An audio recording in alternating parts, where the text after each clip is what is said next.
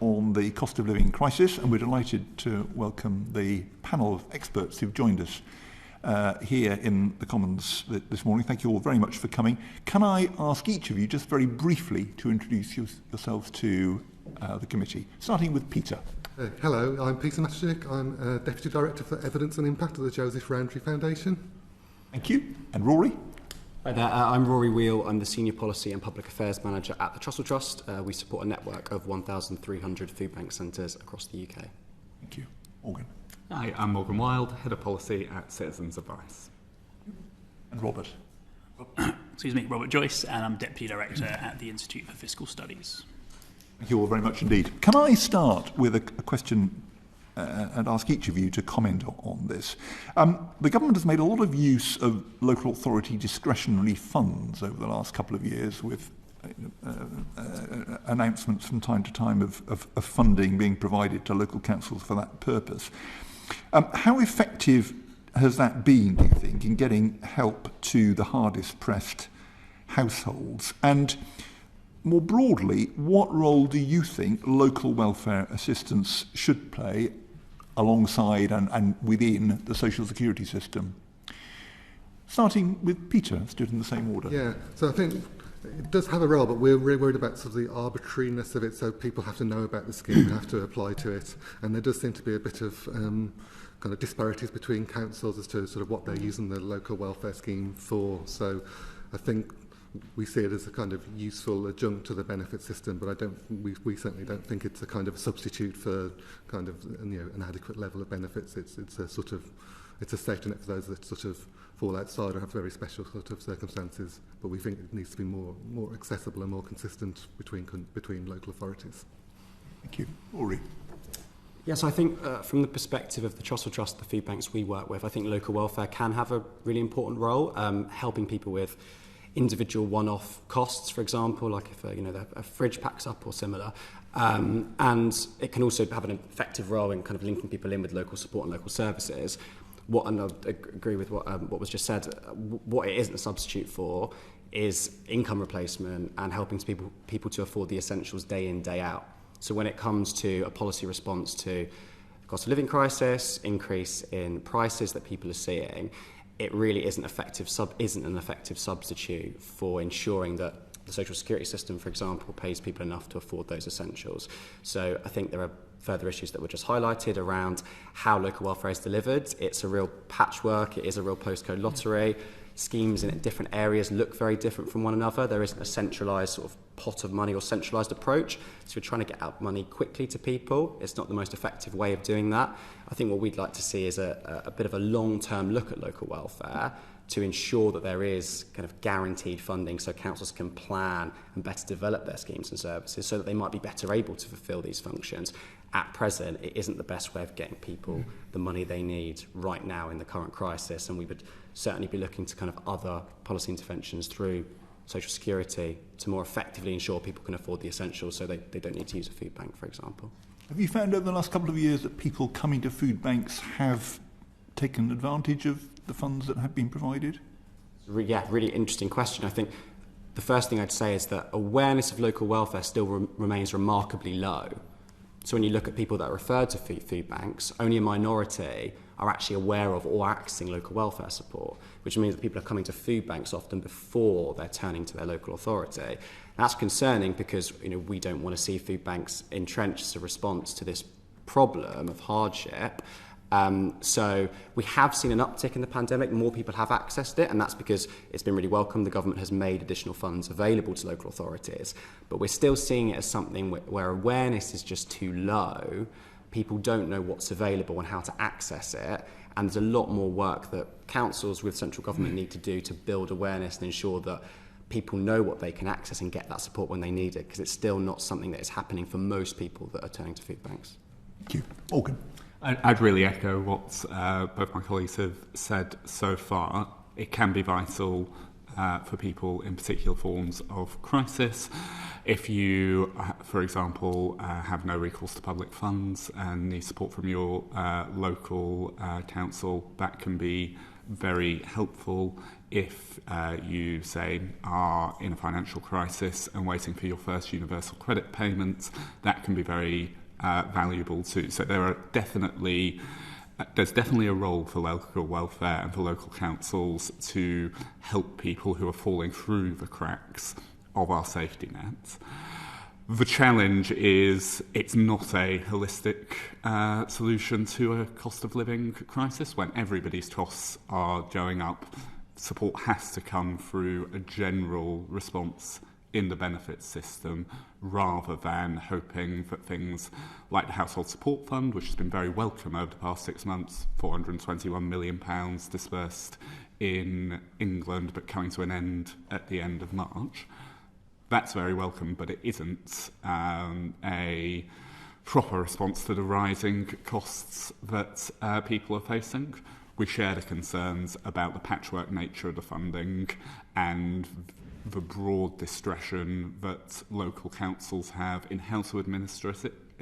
It's helpful in some respects, in that local councils will know the types of need and the types of organisations that are best placed to administer these funds in their local area, but it does create a lot of complexity. It creates a lack of simplicity for people applying for these funds.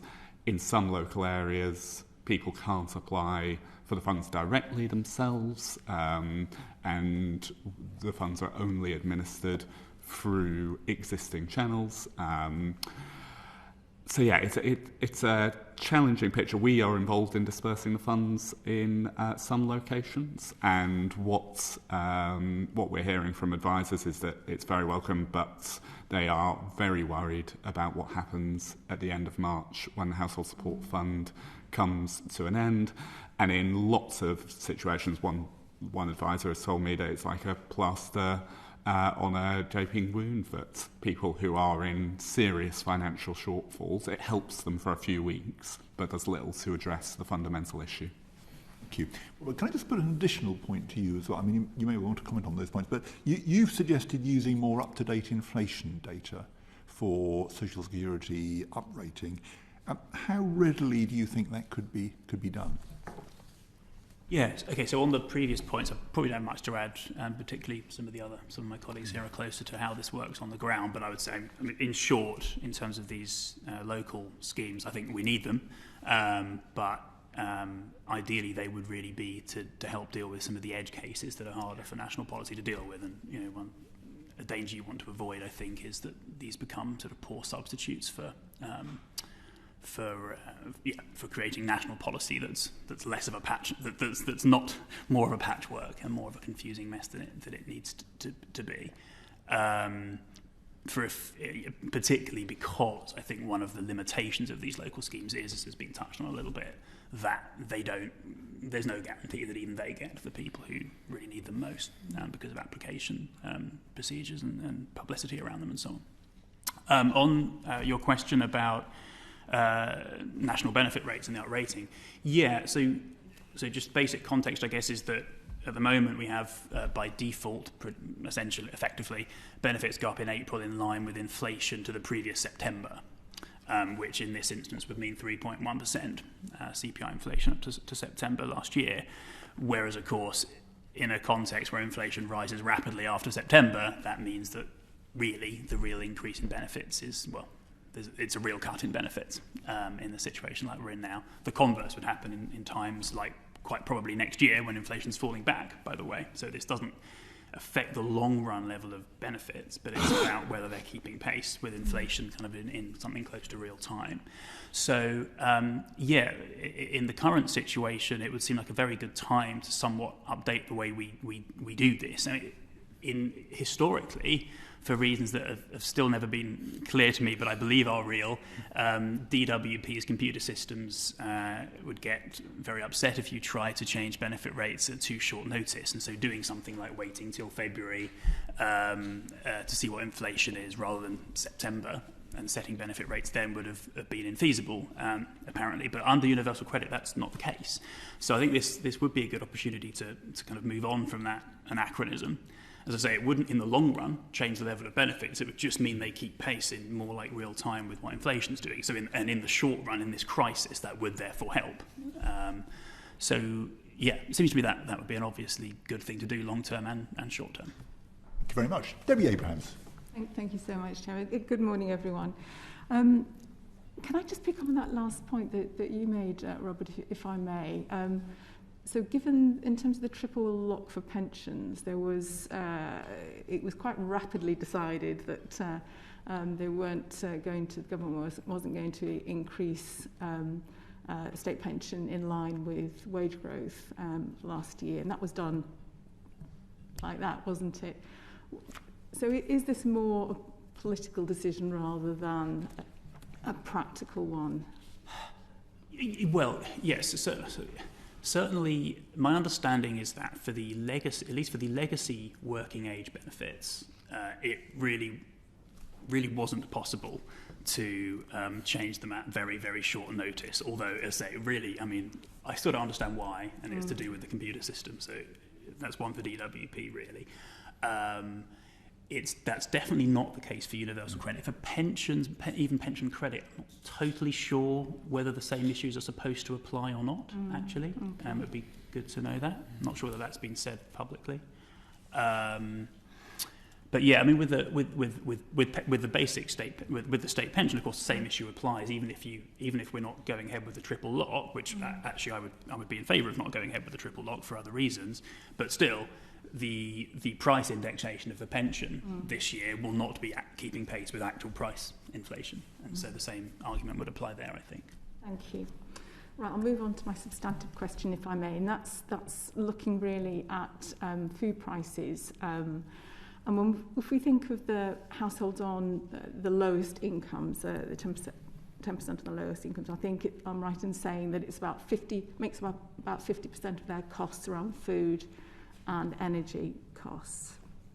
Whereas for people on the highest incomes, it's about 11%. So Jack Monroe, I think, made a very pertinent point in terms of how could CPI with a leg of lamb, champagne, television, bedroom furniture costs, how can we possibly say that relates to the people on the lowest incomes? And she also, I think, in her article in January, really highlighted the fact that many of the own brands of our supermarkets just aren't available anymore. So the disproportionate effect, again, on top of this, about the availability of low-priced food. First of all, do you agree with that? And secondly, what does that mean in terms then of how we will have a better assessment in terms of the actual inflation that low-income households are facing? Who wants to start with that one? Happy to start. Okay. So I think there are some different issues there, I think all of which you've touched on to some degree. So one is just a critique of only looking at aggregate measures of inflation, because that doesn't necessarily represent the experience of different kinds of households. So certainly agree with that. For example, you know, the fraction of spending on energy is about 3 times higher for the lowest income households as for the highest income households. So on that, ONS has in fact produced some disaggregated measures of inflation by household income level for some time. It discontinued that during the pandemic and has just restarted it. Discontinued it for data-related reasons, difficulty collecting data during the pandemic. That isn't actually yet showing much difference in the inflation rate by income, but that is because that's going up to December. By April, it will show a difference, at least according to our analysis. So what's going on there is that actually so far, although, for example, fuel has already gone up in price and that affects lower income households more, road fuel has also gone up and that affects higher income households more. And so it's coming out in the wash a little, to some extent so far, but certainly by April it won't do, but once you have another 50% increase in the price of domestic energy. But that's the first issue, is just don't only look at aggregate measures. But then the issue is how do you disaggregate, which gets to some of the more detailed points that Jack Monroe's made. So she's arguing effectively in part that inflation may differ across products at a very fine-grained level. So, and that may matter for the distributional picture across households. So, for example, the ONS does disaggregate based on some product categories like, say, bread. So if the price of bread changes and poorer people spend more of their income on bread, it can account for that. But what if sourdough bread is changing in price at a different rate from basic ranges? Right? It doesn't disaggregate at that kind of fine level, so it's not going to account for the fact that that would also have a distributional impact. So even that's got limits, yeah. Yeah, exactly. So even that's got limits. Yeah. So I think that is an important point, and there's some work from the US over the period 2005 to 2014, which uses some of the kind of new, very fine-grained data that is available from things like supermarket scanners that people take with them, so you really see exactly what everyone's buying. And it did make a difference. If you account for inflation in this fine-grained way, in that period in the US, it looked less positive for the poor and more for the rich. So I think that is an issue that's worth looking at. And there is some hope of doing that, given, as I said, we do get better data now. There are better opportunities. There's an issue about what happens when products just disappear completely, which has bedeviled the poor people who have to try to measure inflation for many decades. And I don't have an answer to that, but it is a real problem with inflation measurement. Okay. I'm going to have to speed up with the answers. I'm ever so sorry for that. So, no, it's my fault. I should have said at the start. Perhaps in your responses, you might focus on what we can do about this. So we know that there's a problem then in terms of how we're measuring inflation and particularly the disproportionate effect on lower income households and how it's measured currently. So what should we do about it? Morgan, do you want to... I mean, so I have less detailed views on the measurements. The fundamental challenge is that people on low incomes are seeing incredibly high rising prices and no commensurate increase in their incomes. So over the past month, Citizens Advice has seen a record demand since the pandemic began of people coming to us for advice. We're seeing all-time records for crisis support, so referrals for food banks, referrals to other forms of charitable support, and we're seeing records numbers on fuel debts. So we are already at a very elevated level of financial stress for the people coming to us. That's in January 2022, before the significant increase in energy prices comes down the line in April, average of £693 for the average household, which many families will not be able to bear. So I think that the real key is making sure that there is effective government action to help households. We saw a welcome start from the Chancellor last week to provide some support that will, though it's untargeted in nature, help people on low incomes. But we really think that challenge hasn't been grasped properly, and the government is going to have to come back over the coming months to help households who are at this baseline are already drowning and face really significant difficulties if they don't have further measures to protect them against increased energy costs and broader increases in the cost of living. Rory? So I think I would definitely echo all of that. I think from our perspective, we know that around 95% of people at food banks are experiencing destitution, so using the Joseph Rowntree Foundation standard definition for that. So people are already having to essentially make these choices between heating and eating. I think that what the Jack Monroe debate has done is it's really shone a spotlight on the costs that those at the very lowest incomes face. And how the current crisis is having an impact on those decisions between heating and eating. And we did a recent survey of people using our food banks and also on universal credit. And one of the respondents just came back and said that there are no further cutbacks that I can make without simply going without. And I think in terms of when we're looking at solutions, I think the focus has to be on how do people's real costs relate to their incomes and what is the sufficiency of the social security system.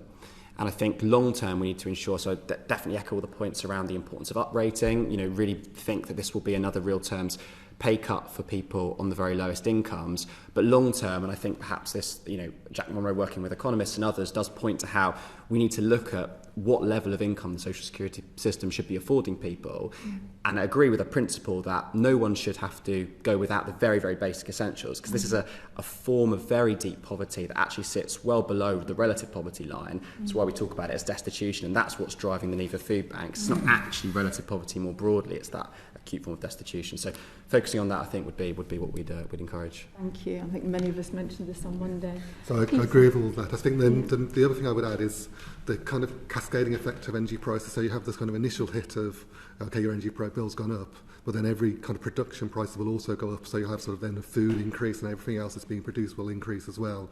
And so already we're seeing, for instance, low-income single adults are spending over 40% of their after-housing cost income on energy post-April, and that leaves them with £4 a day to spend on everything else. And if then the food also starts going up faster because of energy, it's just we're really worried that sort of there isn't, as Rory says, there's nothing else that they can cut back. So what are they going to do really? So I think there has to be some sort of recognition that inflation is biting now, and not to wait till kind of April of next year to catch up, because there's people having to go through those 15 months of inadequate benefits in our minds. Very briefly, if I may, come April in terms of the universal credit work allowances and taper rate changes, and so what are there going to be those that benefit, and if so, who are they? And if you could also mention about those that won't benefit, such as disabled people. Yeah, so I think it's hard now to sort of, because of the inflation rate, it's really hard to sort of almost, that will start eating into sort of the £1,000 that sort of, is a net benefit from the kind of work and taper allowance on average. But obviously that's money in the pocket, but then equally all the costs will go up. So we're worried that will be eroded somewhat. I don't know whether it sort of will tip the balance. But certainly we already know that workless families on benefits have seen the £1,000 sort of reduction from the uplift, and are now sort of being further dragged down in terms of what that income actually buys. So disabled people, carers, and then the actual kind of disparities in the benefit system, like the local housing allowance and bedroom standards and stuff like that. Those will continue to bear down on people. So I think what I would say is it's the people who were already sort of losing out, just being dragged further down is what we're worried about, and being kind of swept away. I think if we can move on, I'd be grateful, given the time pressure we're under. Thank you, Debbie, very much. Nigel Mills. Thank you. Can I just perhaps turn to energy costs that we've touched on a fair bit so far? I mean, I think the feeling seems to be, is it fair to say it was a good start, but we need more? Is that the consensus of the panel? Everyone's nodding on that. So what more are you asking the government to do? Are you asking them to run council tax in reverse again later in the year for a bit more money, or would you rather have a different solution? Morgan, do you want to kick us off? Sure. So we thought it was a welcome measure. Using council tax we thought was a bit unusual and untargeted, so we would have preferred to take the same amount of money given to everyone in England in council tax bands A to D, and use that money to target a one-off grant through the benefits system, and we still think that would be a better targeted and more generous scheme for low-income households. Would really echo what's been said about benefit uprating. If we do use the 3.1% rather than the forecast 7%, that's going to be a hundreds of pounds real-term cut to people on benefits. Two other things that I think could be worth consideration. One, having decided to use council tax as a mechanism for targeting, the government could consider targeting additional spend and support for people who are in receipt of council tax support already, which local authorities will have information on who receives that, and it could be a way to target additional support to some low-income households. Doesn't get around the challenges and the fact that many poorer households are in council tax bands E and above, but if you're committed to that mechanism, could be helpful. We'd also think it would be beneficial to revisit the design of a warm home discount. So the government, as part of the package of measures last week, confirmed that they were pushing ahead with what we think are welcome changes to that scheme. It will better target fuel poverty as a consequence of the changes and go to a wider group of people. Given the scale of the challenge that we'd expect to see in autumn and going into winter, reminder that the price cap is forecast to go up again by £270 in October. Increasing the value of that warm home discount and widening it out to a larger number of people on means-tested benefits, we think would be another step that should be considered. Anyone want to add or disagree? I'm happy, I guess, just to jump in on that. I think would agree with that. Would say that from the perspective of people that are accessing and need to use food banks, it's not a new crisis, so to speak. So we know that from our survey data last summer, over a third of people at food banks were already in arrears on their fuel bills, and around 75% of people referred to food banks on arrears on one other bill as well. So I think what this is it's kind of on a continuum, and it's an acceleration of the kind of hardship that we're seeing. But it's not completely new in that sense for that particular group. I think the things that have been proposed and are coming on stream soon are unfortunately a bit insufficient and come a bit late for many households too, because we do really need to be getting money into people's pockets right now to avert the most extreme forms of hardship we're seeing. And that's why I would return to the point around the kind of benefits uprating and looking at the sufficiency of social security, because we know that that's a way of effectively getting money to those who most need it. We know that the majority of people at food banks, that is their primary source of income, and that would be a much swifter way of getting that resource to people who need it. So yeah, and then we'll kind of agree with some of the other points on warm homes discount and other points that were just mentioned. Just to make sure I'm interpreting this right, any future support, and you think there should be some, should be done through universal credit, and presumably either the state pension or the winter fuel payment would be the way to get that to pensioners in that situation. That would be. I think there's an income-related element. So this is a broad-based sort of, the council tax is sort of chopped off sort of the very top from some of the support, but it's been a very broad base, and we think it needs to be a more sort of targeted at those that will really sort of feel the pain. And I think the other thing that we're worried about is sort of delayed pain. So obviously you get £200 in October, but then you're paying back over the 4 years, and then that's almost presupposing that energy prices have fallen or that incomes have risen. It's sort of a bit of a bet on the future, which is worrying. Yes. Thank you very much indeed. Sir Desmond Swain. Rory, there appears to have been a slight reduction in the number of emergency food bank parcels issued in the first half of the financial year. Has that been, albeit it's still higher than it was pre-pandemic, has that reduction been sustained into the second half of the year? Thank you. Yeah, a really interesting question. I've been working with my research team quite a lot in the last few weeks to get an accurate answer to this. The first thing I'd say is just to briefly explain how the Trussell Trust collects and shares its data. So we share our data for each financial year, so 2020 to 21. We also share our mid-year stats at the midpoint in the autumn. And as you say, that data from that period, April to September last year, showed a slight fall on the pandemic year of 2021, but an increase on the pre-pandemic year. So what we've done is we've looked at what's happened since then. And obviously that mid-year period you're referring to comes a little bit before the cost of living squeeze. It comes while the universal credit uplift was still in place. So from looking at data on our central recording system that records all the food bank referrals in the Trussell Trust network, and that's an important point to emphasise, it's not all food banks, but in the Trussell Trust network, we've seen in July to September 2021, using 2019 as a baseline, 7% more emergency food parcels given out compared with that 2019 baseline. But in October to December, we've seen 13% more emergency food parcels distributed compared to 2019. So we're seeing signs of an acceleration in relative need into the winter.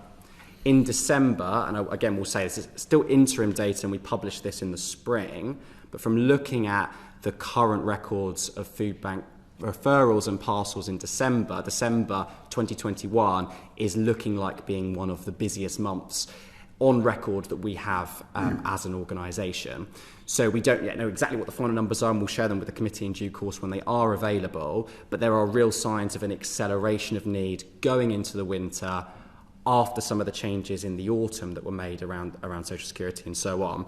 And I think that's concerning just for a couple of reasons. Firstly, 2020-21 was a real outlier year, 2.5 million food parcels, significantly above anything we'd seen before.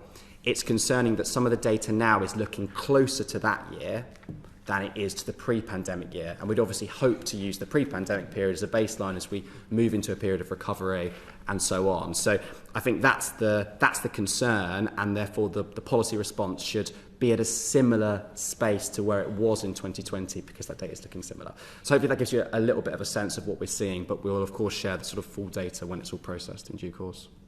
So on the first half of this financial year, there was a significantly greater increase in the number of parcels for children, up by 15.4%, as opposed to adults that increased at a rate of 7.7%. Has that been sustained? And what's the dynamic there? Yeah, interesting. So unfortunately we can't, because of the nature of the data we're sharing more recently, we can't share it by demographic or household type. So that data, unfortunately, we can't share at the moment, but we'll be able to when we publish it. I don't think there's any reason, or I've not heard anything to assume that the household composition is changing significantly. So it would surprise me if there was a significant shift in that composition. The reasons for it, I think, to be honest, we don't fully understand. We have some sense that it's obviously driven by the inescapable costs that families face. We know that particular families, so single-parent families and larger families, have always been heavily overrepresented at food banks. So it's really sort of just a continuation of that trend. And I think that's one of the reasons why it's so important that we recognise that particularly those groups, larger families and single parents, get that kind of targeted support through the social security system at the moment. So no discernible changes in the composition of the user group? No. The couple of interesting things that have happened in the pandemic actually was when you look at the composition type from 2019 to 2020, there were more single adults living alone. That showed an increase. And we also saw the kind of 25 to 45 population increasing slightly as well. Again, they're the only two real significant changes. The final group, if you're not looking at composition type, but kind of policy response, was that people with no recourse to public funds saw a significant increase in 2020 compared to 2019 for a variety of reasons. What data do you have on the causes of the need for emergency food parcels? Of course, so there's a few things we know about the causes of emergency food parcels that are driven from our work with Heriot-Watt University and our State of Hunger reports. So the first thing is that the most kind of common experience is, it sounds like an obvious point, but it's worth reiterating, extremely low income. So to give you a sense of that, for a single person, an average income of £57 a week after housing costs. So that's the average income of a single person accessing a food bank. That experience of very low income, interaction with the social security system, is overlaid with adverse life experiences that around 75% of people have faced, so a trigger point that will have basically pushed someone to needing to use a food bank. And from that, and from looking at what's driven that, it's clear to us that it is those very, very low levels of income. We don't believe that there's anything inevitable about that. We don't believe that there aren't the policy responses there to boost those incomes, just at the very least to bring people out of that level of destitution. And I think we can most effectively do that through the social security system, because we see that in the experience of people at food banks. There are some really common experiences, such as very high levels of debt to government, for example, advance payments, benefit overpayments. A majority of people at food banks are actually repaying debts to the government. So that's a really common experience. If a majority of people are experiencing that, that's one mechanism we know could really effectively drive down the numbers of people needing emergency food. So it's clearly a complex picture, but there are definitely some clear discernible drivers there that we can start to address. Thank you very much. Neil Coyle wanted to come in briefly, I think, on this. Yeah, just briefly, and thank you, Rory, and to your army of volunteers who do the food banks out there. The State of Hunger report is kind of the go-to for data on this, but you've just mentioned you're not the only food bank providers. There's the independent network, there's the pantry model, there's all the mutual aids organisations you set up, at Millwall Community Trust on one side of my constituency to Burgess Sports on the other, and every TRA in between. So would it be worth the DWP having its own evidence base on this? I think they've promised to look into this before and failed to do so and failed to publish what they hold, but would it have greater value if the DWP was doing its own research? Yeah, really interesting question. So I definitely think there's more the DWP could be doing. I think, as you've touched on, the Trussell Trust is only a part of the sort of supplier, if you like, of emergency food, and actually a lot of evidence that it's becoming a smaller part because of the proliferation of all these other providers, and that makes the Trussell Trust's national data on need a bit less reliable. I still think State of Hunger is very reliable because of the fact that it has a very large sample size and it kind of standardises based on what our model is. The thing I do think the DWP need to look at is measuring effectively essentially destitution and the experience of emergency food. So that all our evidence suggests destitution is a unique driver of need for food banks. Is distinct from other forms of poverty and relative poverty in that we would be really keen that DWP effectively measure destitution and have a strategy to tackle and end destitution as an effective way of ending the need for food banks, because that is the kind of core driver that underpins the need. So yeah, definitely a lot more for the DWP to do on that front. And do other panellists agree that a more effective measure of destitution would be useful in this arena? And is the government's own measures of poverty heading in the right direction or doing enough? So the Joseph Rowntree Foundation does fund the destitution study and the Harriet Watt do. So, and we have worked with DWP to try and sort of lobby them to sort of do the statistics. So their statistics are reliable, but they are a different kind of thing. Really, relative poverty is very different from destitution, and we in our destitution study go out to as many services as possible to try and sort of work out who is destitute in an area, scale it all up, and so forth. So we do think there is a big evidence gap, and we do think it's a kind of growing problem. And we also, in the same way as the food bank saw more families with children going through the doors, we also saw in the last destitution report for 2019 more families with children being in destitution as well. So I think it does, paint a stark picture, and it's one that's needed to be looked at. And I think it would be good for the government to do that rather than sort of relying on a charity to sort of do that really major kind of data exercise.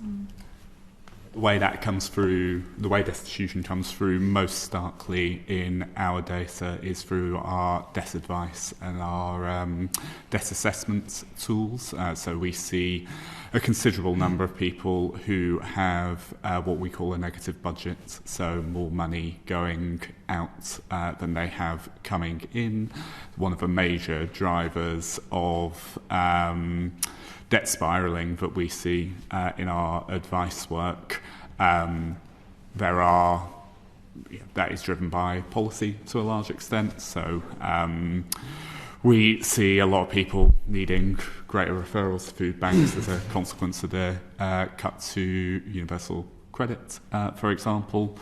I think it'd be very welcome as part of any further assessment of destitution by the DWP to try and get a handle on how many people are experiencing that particular financial circumstance, because it's one of the clearest things in our data as a driver of financial hardship.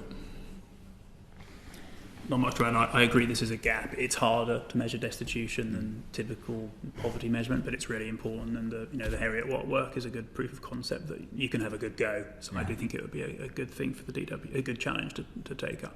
And income alone, you can't, if you try and measure it using something like people who have a really low income, it's problematic for measurement related reasons, so that's not a good substitute. Thank you very much. Chris Stevens. Yes, thanks, Chair. Let me firstly declare my regular donations to the Glasgow South West Food Bank, which are a key part of the Trussell Trust, and Citizens Advice Scotland, who regularly have surgeries in my constituency office. So I want to ask some questions about in-work progression and the In-Work Progression Commission. So the Government's In-Work Progression Commission identified childcare costs as a key barrier to people increasing their incomes through work. So what could the Government be doing to tackle that barrier? Who wants to kick us off? Morgan, you look keen. Yeah, happy to. So we agree that this is a key barrier. It's particularly a barrier for families on universal credit. So at the moment, as universal credit is currently structured, there is support for childcare costs up to 80%, but families have to meet that cost in advance and then are compensated at a later date through benefit payments. That is a considerable barrier for families who often do not have the level of savings to meet those childcare costs up front. Our evidence suggests that 320,000 families on universal credit, that's about 1 in 6 receiving UC who have children under 16, are either prevented from entering the labour market altogether as a consequence of that structure, or are prevented from taking on additional hours that they would like to. So, I mean, that's the key reform we'd like to see, some way in which universal credit can be changed to allow for families to have that cost met up front. There is the Flexible Supports Fund, which can be used in this context. But our experience is that take-up and awareness is very low, and if every family who needed to use that as a way of meeting childcare costs used it, the fund would very quickly spend down. Thanks, Morgan. We'll come back to the Flexible Sport Fund in a second. The amount of free childcare in Scotland is 30 hours per week. In England, it's 15 hours per week. So how do these systems compare in helping people increase their incomes through work? And would there be a net fiscal and economic benefit to people if they introduced a similar scheme to that happens in Scotland? Robert, I think you're keen to come in. So we have in England it's 30 hours for 3 and 4 year olds and 15 hours for low income 2 year olds now. There is evidence. So the English scheme the English childcare setup has been evaluated, both the 15 hours entitlement, which, because we've only recently extended it to 30 hours, so the 15-hour entitlement was evaluated in terms of the impact that has on parental employment decisions. And what's also been looked at is the impact of a child becoming school age, so effectively the full-time childcare that happens at that point. And what that found is a big difference between those two things, and now, the kids are slightly different ages, of course, so you have to be a little bit careful. It's not perfectly comparable. But that found that providing part-time hours didn't have any discernible effect on the number of parents who worked at that point. Whereas starting school, when you get full-time childcare, had a much more significant effect.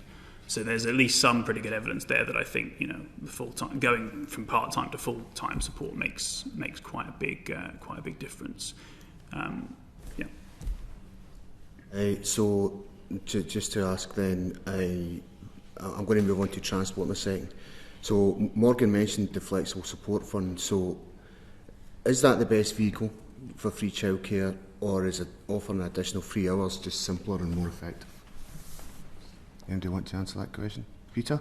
Well, I think the fact that the Flexible Supports Fund is discretionary and take-up might be patchy is a worry. So I think with many things, if you're relying on people to know about the support and apply through it, then that's almost a barrier to start with. And I suppose it's also only available for those out of work looking to move into work. So again, there's sort of that kind of availability issue as well. So I think we think more needs to be done. Thanks. I mean, one of the other barriers is available or affordable transport, which prevents people getting into work. So how are rising transport costs likely to affect low-income workers or job seekers, and I'm thinking particularly in rural areas, the United Kingdom? Would anybody want to pick that up? They're all conferring. Well, I choose Peter. Yeah, so I think we've done some studies about sort of sort of almost like the local transport networks, and sort of where do poorer households sort of commute to, and richer households, and sort of poorer households are commuting shorter distances, so it's much more about sort of local labour markets, and also a lot more kind of reliant on kind of bus travel as well. So I think it is sort of thinking about what are the kind of geographies, so in terms of like levelling up and so forth, trying to think about, well, what does the transport infrastructure in an area need to be to enable people to get to the employment opportunities. So for instance, like warehousing can be in the middle of nowhere sometimes, and there's no public transport there, so you sort of people living fairly close. If you haven't got a car, then you can't get to that opportunity. So yeah, we think that is quite a good vehicle to kind of improve areas' performance. Yeah, Morgan. I mean, it won't surprise you to know that this is an ongoing concern that we hear from our offices in rural locations. So I think that the focus is absolutely the right one. It is something you would expect to get worse and lead to worse labour market outcomes as transport costs increase. I think in December, transport CPI was running at 12% versus the headline rate of 5.4, so over double. We would expect that to start feeding through as people coming to us with more employment issues and more access to employment issues, particularly in rural locations. Thanks. So, final question from me. The In-Work Progression Commission reported that 87% of 18 to 24-year-olds interviewed job seekers do not have regular access to a car, and also said the availability and cost of public transport influences the radius within which they may be able to work. Now, you may be aware Scotland's introduced free bus passes for people under 22 years of age. So what conclusions would you draw by joining those statements up? Robert. So could you just say the second statement? Well, the second statement is that in Scotland there's now free transport for people who are 22 years of age or under. That would help them perhaps trying to get into work, wouldn't it? And is that something that should apply elsewhere in New Zealand? I don't know about that, but one thing I would add on transport is we do know that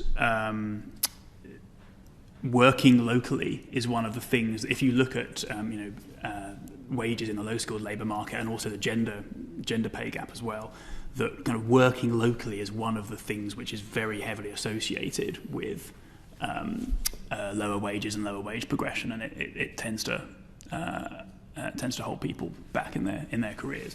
So now that I don't know about the role of costs as opposed to other reasons why people don't want to travel far. That's why I'm a little hesitant to be too definitive about this. But the geography of where people are looking for work is an important issue. Anyone else? Yeah, I think it's cost, but it's also availability of transport. So irregular hours work. If there is no public transport to get you to the place with the job opportunity, then whether it's free or not, you still can't get there, kind of thing. So I think it's trying to look at what's kind of the solution. It's got to be availability and affordability that's needed. Yeah. Thank you, Chris, can I just ask, really just a comment from one of you, if you could. We know there's going to be an increase in the rate of the national living wage, minimum wage. To what extent is that going to protect low-income working families from the cost of living crisis that we're discussing? Anyone able to comment on that? Robert? So a bit, to some extent for sure, but more limited than I think people tend to believe. A lot of this is in no way a slight on the minimum wage as a tool for addressing labour market inequalities, but as a tool for addressing sort of low household incomes and poverty, it's always much more limited because there's a mismatch between who has a low individual hourly wage and a low household income. One way of putting it here would be you could divide minimum wage workers into two groups. Those who aren't on benefits. Now, they don't tend to have super low household incomes for obvious reasons, notwithstanding something like non-take-up, kind of almost by definition, those groups don't have particularly low household incomes, and so that's a lot of people who are on the minimum wage but are secondary earners in the household, for example, so not in a low-income household. Now, then you've got the groups who are on minimum wage and who are on benefits. They're at lower income, but that's precisely the group who only keep typically a minority of the increase in wages because they get benefits clawed back. So for those two reasons, as well as a couple of others, in terms of relying on that to limit poverty effects, I would always be pretty cautious. Okay, thank you. Now I've got two more quick points. I think one from Selene, one from Neil. Can I ask you both to put your points and then we'll get sort of combined answers? I think the Secretary of State may well now be here. Selene first. Thank you, and thank you for this morning. And just listening to the evidence and sort of the stratification of poverty that we've spoken about this morning, when you've spoken about a large number of the food bank users, not everyone being from the group you'd call destitution. Looking forward, what else could we be doing to help those people move out of that? I understand there's a short-term need that involves support, but certainly in constituencies like mine, we have an incredible number of job vacancies. But, is there an opportunity to help these people into work as part of that solution, or are they a slightly differently defined group? I just wonder sort of who was in there and what else we could do to help. Thank you, Selene. And Neil's point. And they're neatly linked, I think, because one of the uses of flexible support fund in London primarily is transport costs for when someone starts work, but it's not particularly well known by claimants. There's not strong enough guidance from DWP on using FSF in that way. So would you support better advertising flexible support fund, guidance on how to use it, in particular for transport where there are significant costs, especially outside London, even greater perhaps, and then monitoring of its use at national level by DWP? Who wants to comment? I'm happy to, I'm happy to come in and I guess just to start with the question about destitution and how we support people in that position to sort of progress. I think there's a couple of things I'd say from every conversation that I've had with food banks and with individuals. The extreme scarcity that people face is a real limiting factor in people's ability to move into the labour market, to be able to seek other forms of support. And it's been a real theme through, we're doing a project with people that are experiencing high levels of government debt deductions at the moment.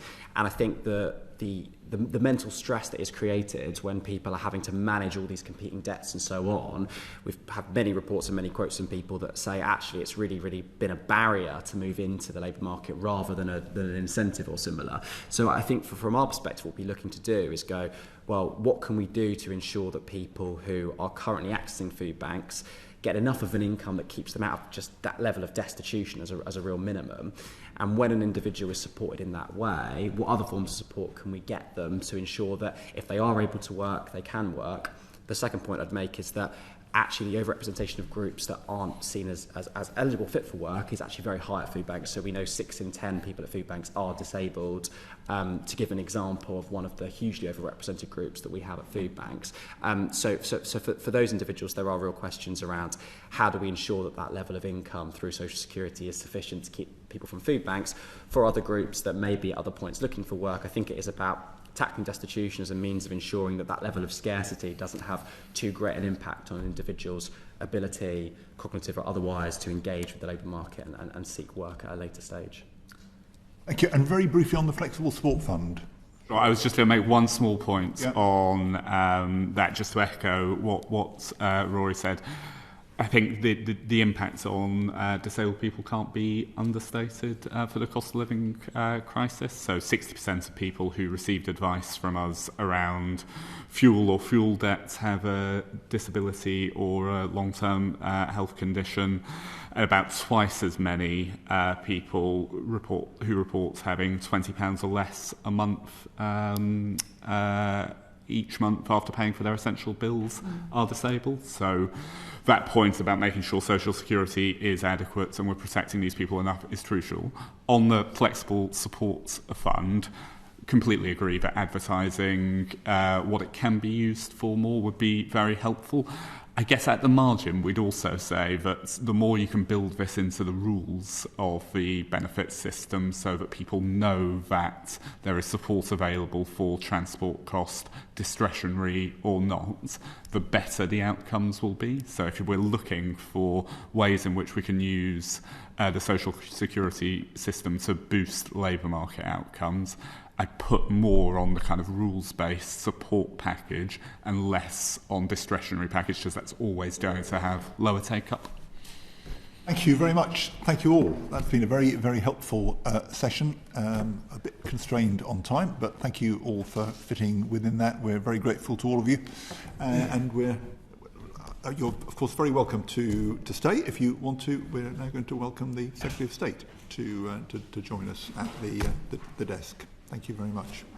Thank you. Raise with you, given all the discussion about the cost of living crisis at the moment. So thank you for enabling us to do that.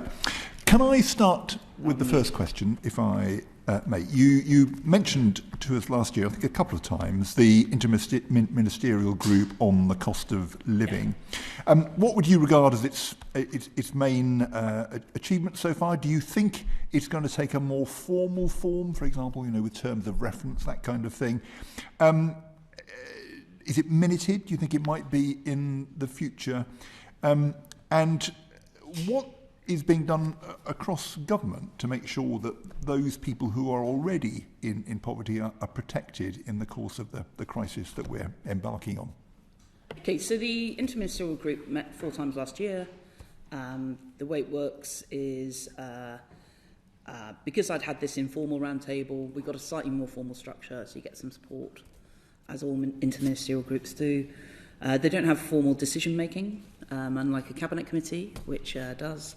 But there's an element of a secretariat support and officials getting somewhat more involved. So it's not intended to be a definitive decision-making body or anything like that. But what it does is brings together and has brought together different departments. Some of the areas that are so big, like energy or perhaps aspects of childcare, that although we might touch, and I think we did touch on them lightly, to some extent, because recognising that tackling aspects of cost of living and fuel and poverty is actually spread right across government. It's not, in a way, DWP is the champion, as it were, and pulls together, if you like, all that element in those sorts of discussions, but we don't necessarily undertake every action. So social tariffs, there's been some interesting chat about that. What can we do potentially? But they send up to DEFRA to look at stuff on water. It's up to BEIS to look at stuff on energy, and they already have BEIS already has a statutory body, which is the fuel pod. I don't know if it's statutory or if it's just advisory. I can't remember quite its status, but they have a fuel poverty advisory committee who meet. I think their minutes are published. We don't publish minutes. I think there are probably some actions from things or issues we'll look into next time and that sort of element. But at the moment it's on pause because I've been pulling together some thoughts. Clearly the government, you'll have seen a lot of response in the last few weeks as people develop it. There's other work continuing about childcare, recognising the significant cost of living.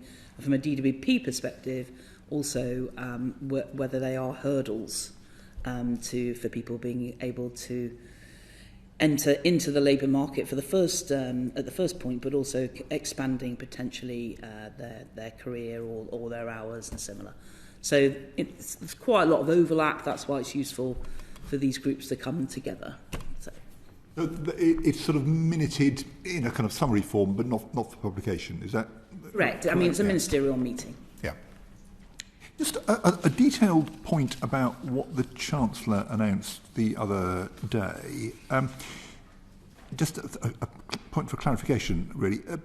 Will people who don't pay council tax because they're on council tax support or don't pay full council tax, perhaps, will they benefit from the £150 council tax rebate that was introduced? So DLUC were due to issue guidance earlier this week.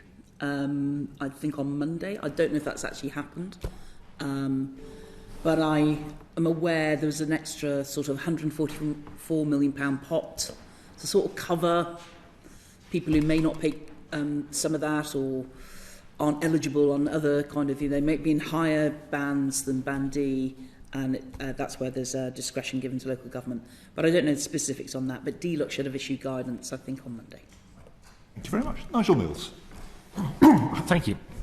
Thérèse, just firstly, can you just perhaps just give us your assessment of how bad you think the cost of living problem is and how much of a priority it is for the government to find solutions that keep people who are just about keeping their head above water staying the right side of the water?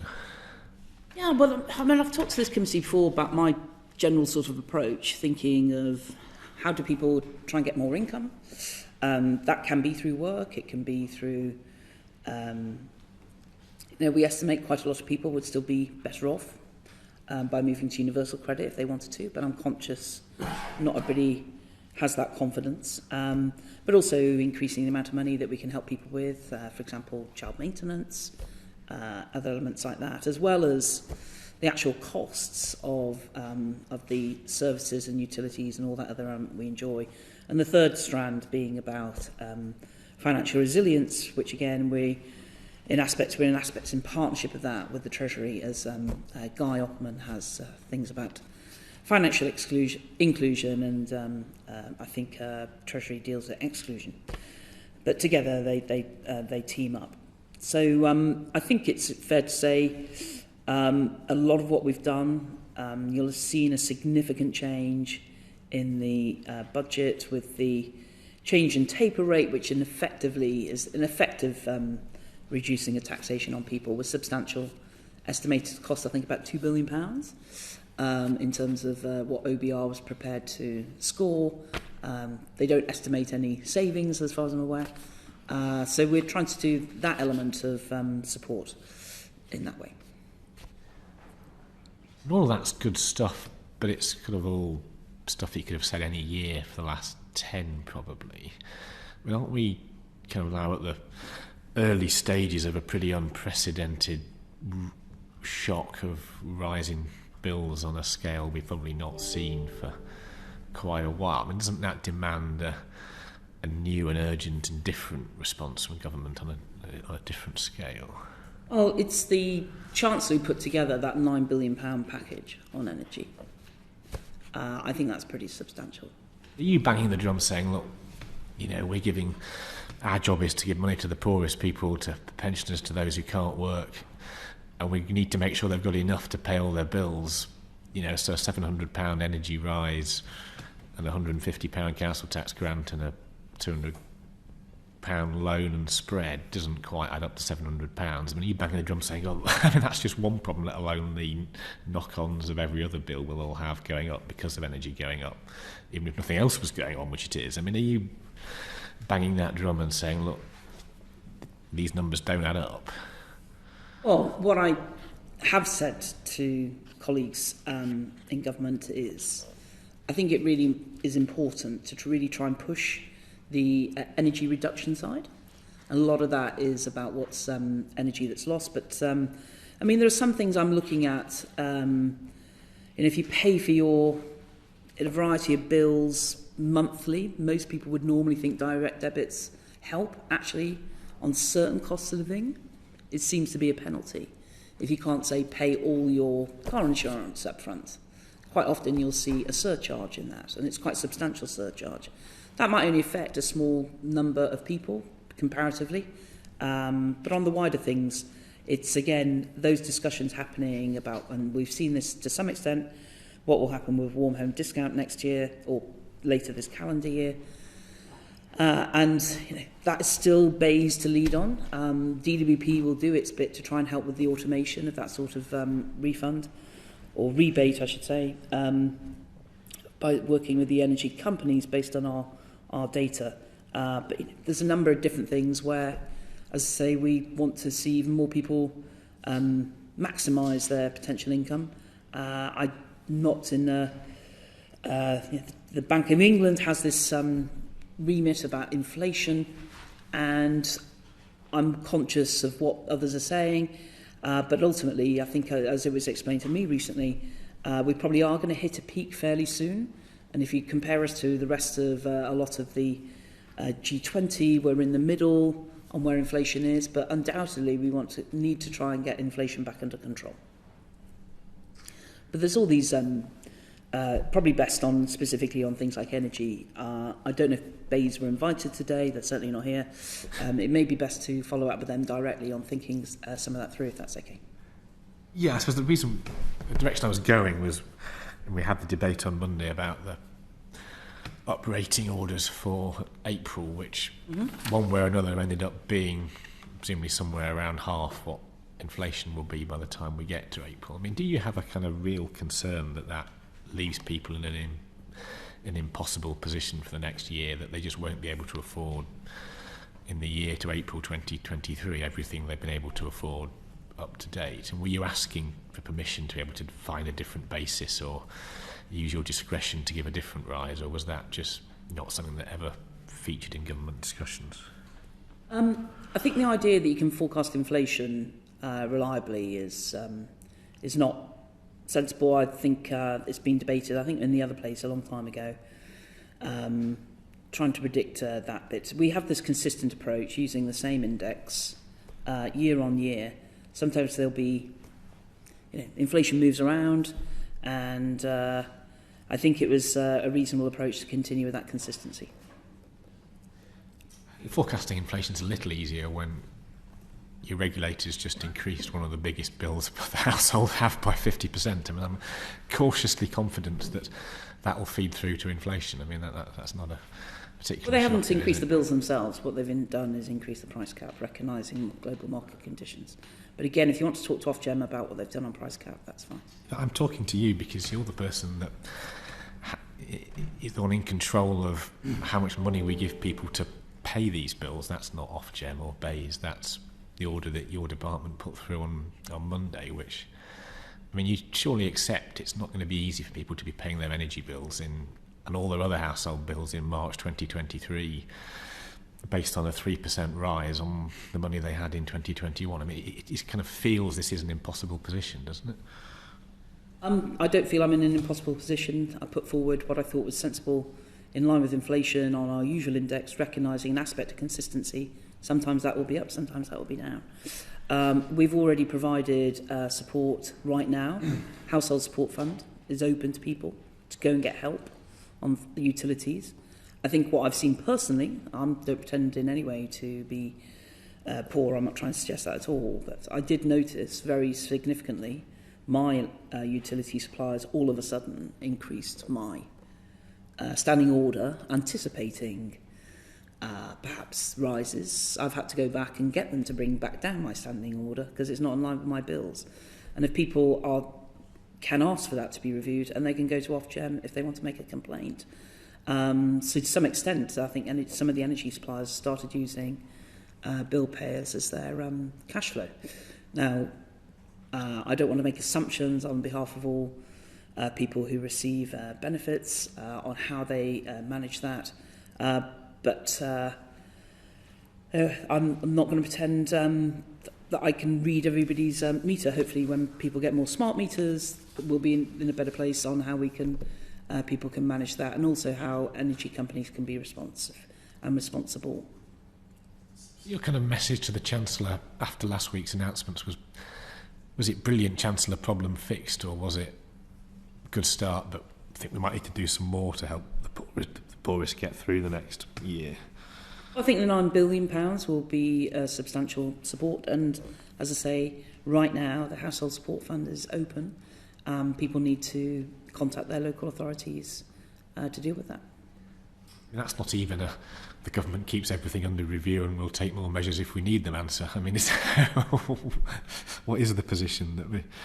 I mean, is that it? What the Chancellor announced last week, the government thinks that's enough? Or I think they think £9 billion, the Chancellor thinks a £9 billion support to people in the country is a substantial element. Does the government stand ready to do more if it's necessary? Or is that... Well, there's already been a significant increase into that level of support. I'm not aware any more plans are there. But that's not my decision. It's.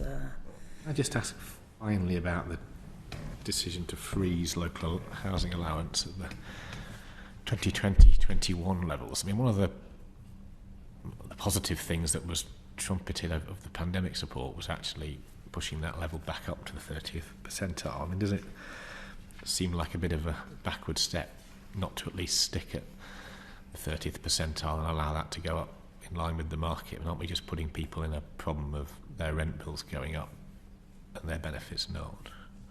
Well, the cash support is the same. I appreciate what you're saying with inflation.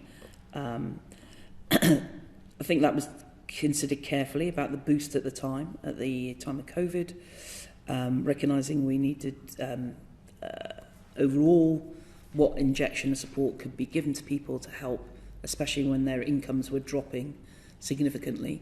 I think now we continue to do a variety of things.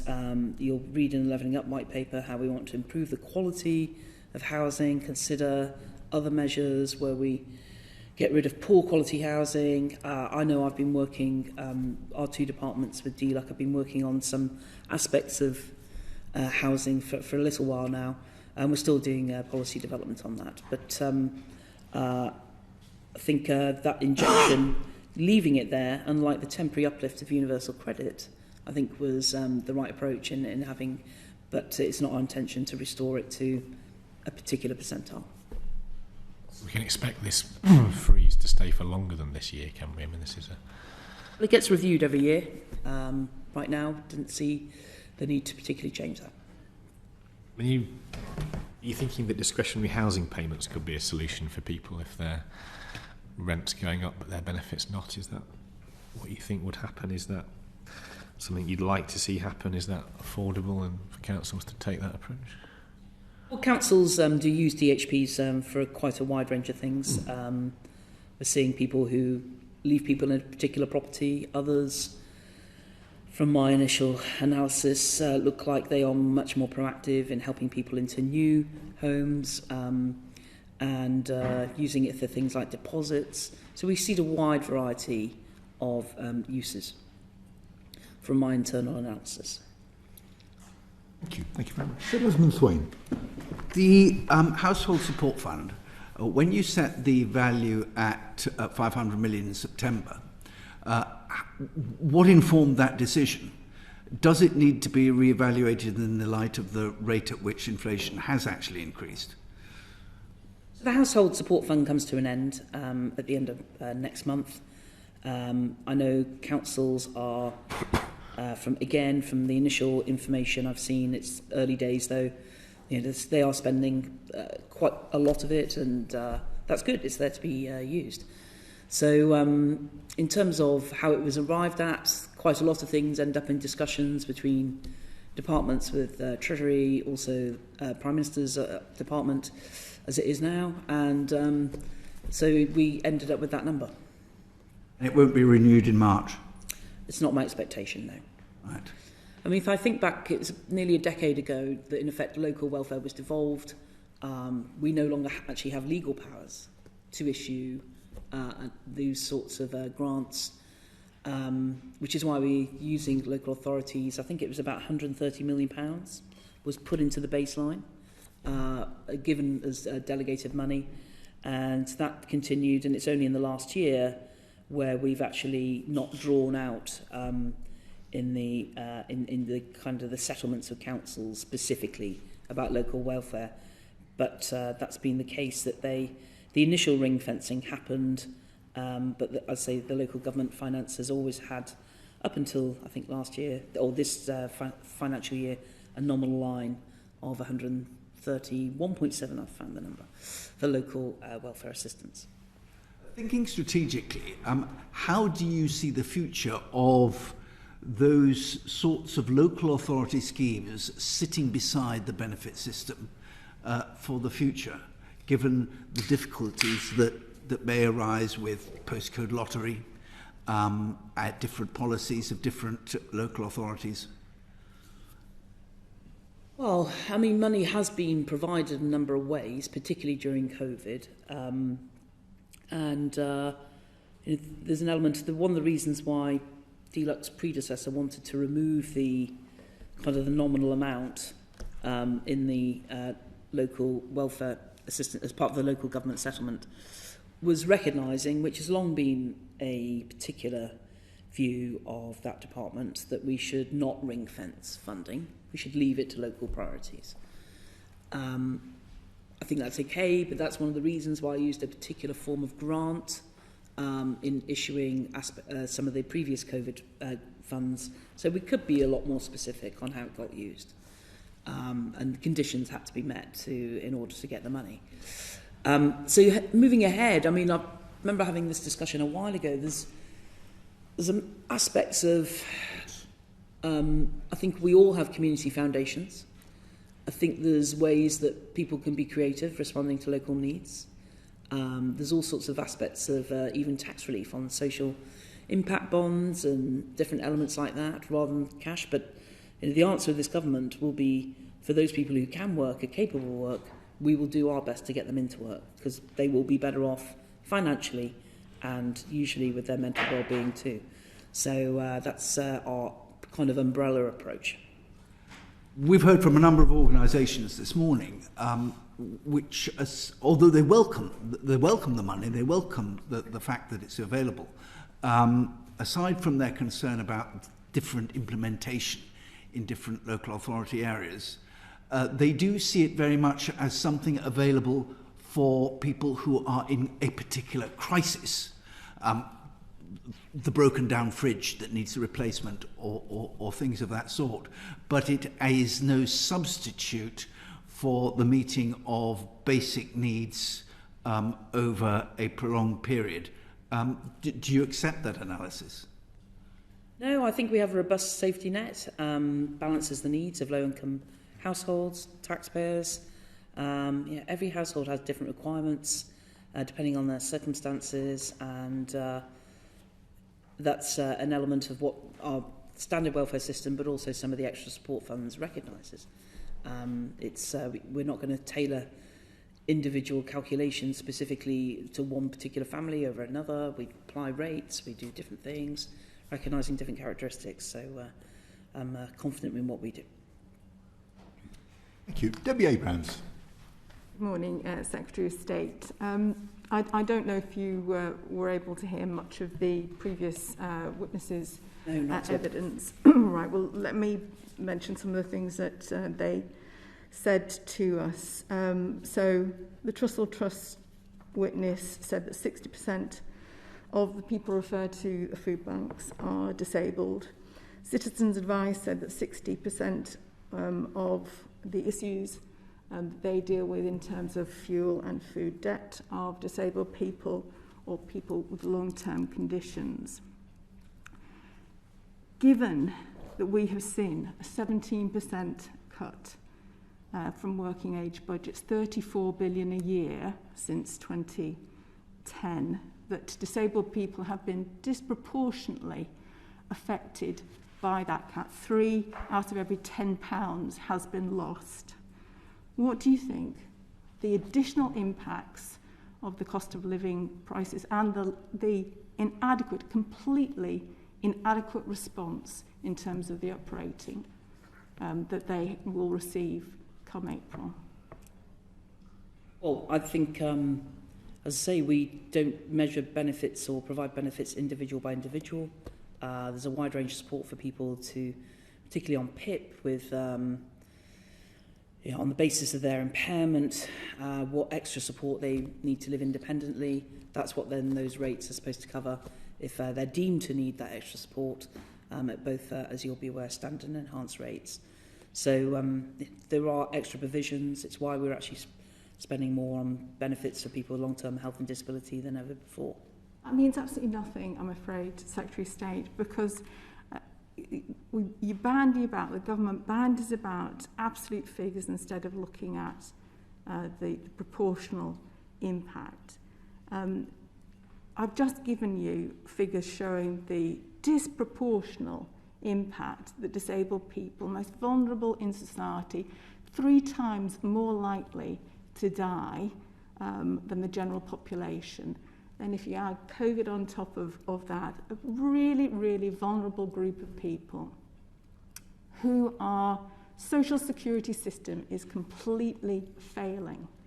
What assessment have you done on the impact of a 3.1% increase and the additional cost that they already face? 1 in 5 disabled people will face an additional cost of £1,000 a month by virtue of their disability, and that includes additional fuel costs. What assessment have you done on the impact that this will have on the poverty, destitution and ill health that they will face as a consequence of this government, of your decisions on Monday around the uprating order? Off the top of my head, I can't remember if impact assessment was published or it wasn't. Analysis. I can tell you that straight away. So, I can't remember, Debbie. If I found out that there's something we should have published alongside that, then I will let the committee know. So, you have made a commitment in the past of doing your own extra costs analysis. Would you agree with the figures that I've just said? Or has it no, not I been don't know the published basis yet? of some of what your assertions are. I think when you read back, at least one of them will be factually incorrect, but I'm sure that's not what you meant to say. I was quoting from Scope, who've done the extra cost analysis for a number of years. On average, it's about £590 a month that disabled people will face an extra cost, but 1 in 5 disabled people, again, by their analysis, will face an additional cost of £1,000 a month. So what analysis you committed, the government committed, to undertake an extra cost task force to get your own figures? What have you done to do that? I'm not aware of this task force you referred to. Right, I've finished, thank you. Okay. And I'm not aware of this scope analysis either. Elaine Saxby. Thank you. Good morning. As I think you've already touched on, the rise in energy prices obviously actually affects everyone and every business in the country, but the impact of it is clearly greater on those people of a lower income and where it's a higher proportion of their monthly expenditure. And so there has been a suggestion from some commentators that perhaps we could have helped people through the benefit system rather than the decisions that the Treasury have taken. And I just wondered what your views on that were and that as an option. I think, the Chancellor and Bayes worked together on this. My assumption is that I shouldn't make assumptions. So my expectation is they would want to go further than people necessarily just receiving universal credit or other benefits, recognising the scale of the challenge that households face. So they've taken an approach that's somewhat even more universal than universal credit. And I think there'll be many people who are very grateful for that extra support. But I think some of the evidence we've had this morning has been quite disturbing about those people really at the bottom rung of the universal credit system. And I guess it's really whether, for those people moving forward, is there an acknowledgement we might need to do more moving forward, and might the benefit system be used at that point in time? Well, one of the things that I've shared is that my understanding is the scheme on warm home discounts will be expanded to there'll be more people eligible, and once that policy is formalised, what we have been able to do successfully is to, instead of people having to apply for it, I think it's nearly 1 million pensioners, for example, who that's just automated now, and we can share that information with the energy suppliers. I think I'm right in saying we've offered to do the same, but we need to get the full details of that, and that will happen in due course. So make it much more accessible, I think is the best way I can put it across to you, instead of people waiting to apply.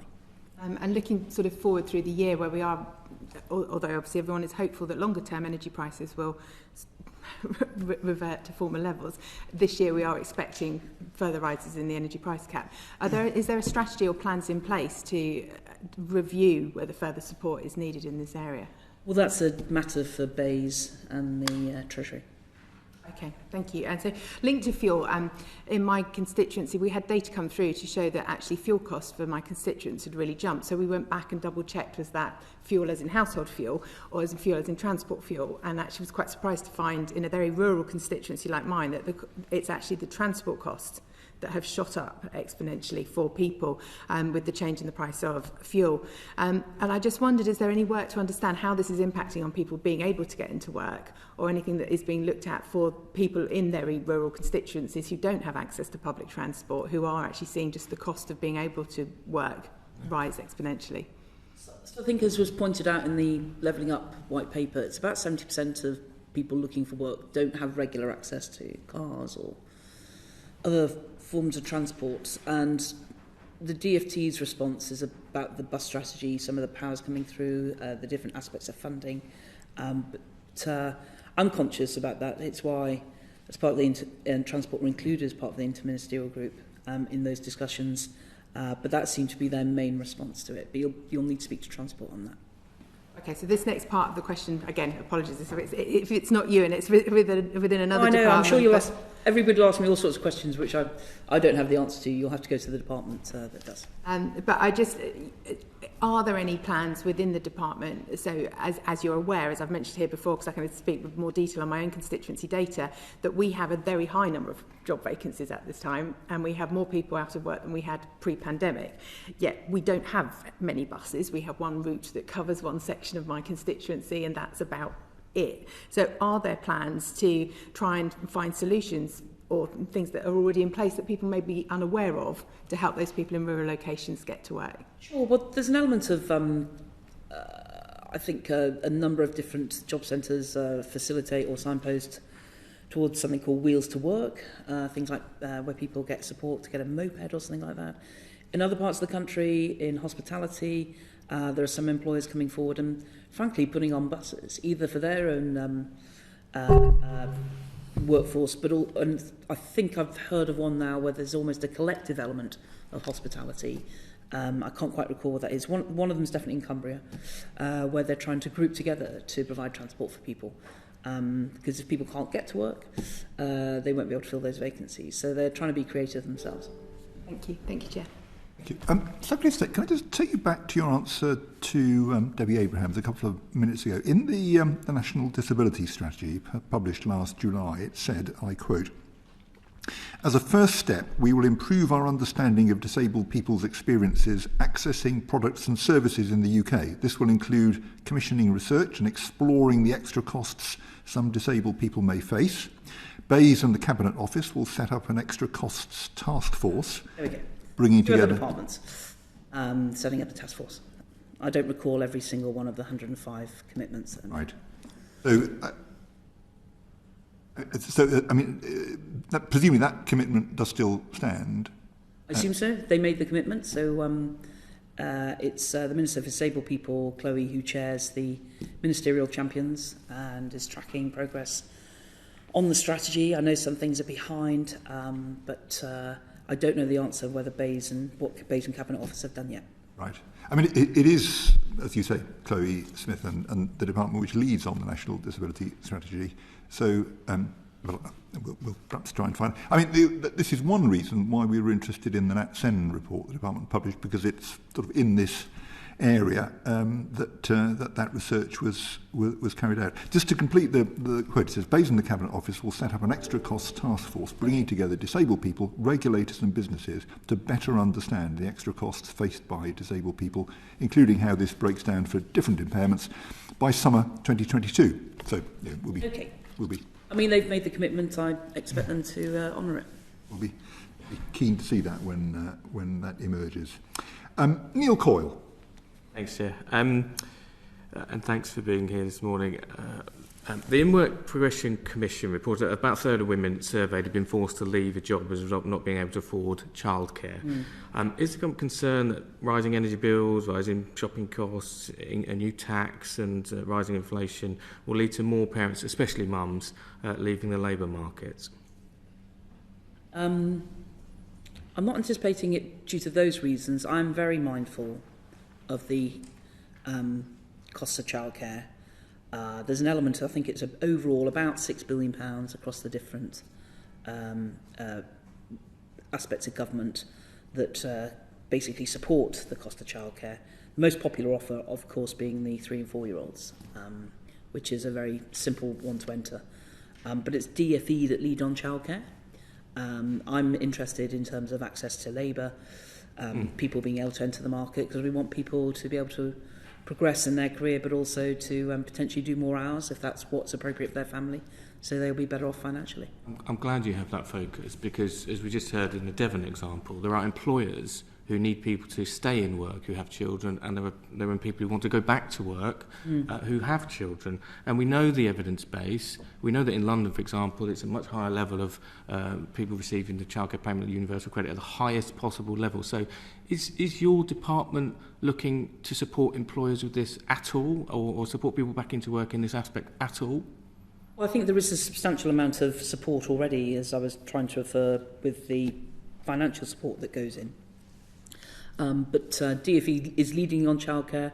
We are working on some policy potential coming forward in the future but we've not resolved yet what it is to do.